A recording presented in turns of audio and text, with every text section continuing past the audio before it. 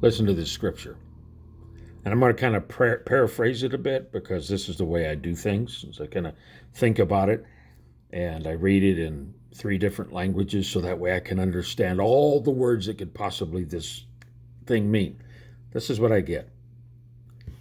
He talks about in Jeremiah 17. Of course, we know Jeremiah 17:9, where we say, the heart of man is, anyways. Thus saith the Lord, cursed is the man that trusts in man and makes flesh or nature his arm, his strength. That's where his strength lies. And whose heart departs from the Lord. For he'll be like a plant in the desert and a dry salt flats, digging for water with a shovel.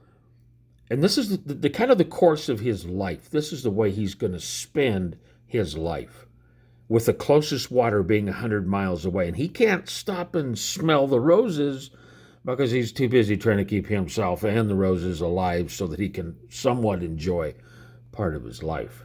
A land that is desert and not inhabited. Now, here's the contrast. Blessed is the man that trusts in the Lord and whose hope is in the Lord. He will be like a tree planted. Imagine the most fruitful place for a tree to grow is by a river. Well, this is the person who's planted by the river that's kind of mirroring Psalms 1. And he says, it spreads out her roots by the river. It says her. I don't know, maybe I'm kind of doing the weird thing. No. Spreads her roots by the river and will not be affected when heat comes. The fire comes and you're just like, next. It doesn't bother you. But her leaf will be green, and in the year of drought won't cease to give her fruit. Now, this is the one that we quote all the time. The heart is the will of man, the way of man is a slippery slope. This is what it means in the original language. Above all things, it's mortally wounded and there is no cure. Who can know it? Then the very next verse says, I, the Lord, search the heart. I try man's ways, what things that control him, and I give to every man the things according to the fruit of his doings.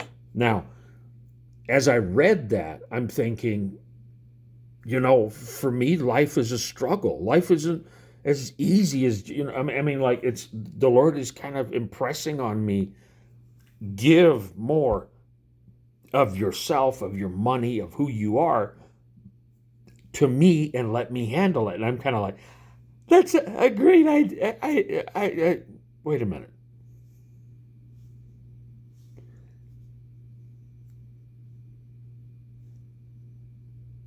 And doubt becomes a predominant thing in my mind.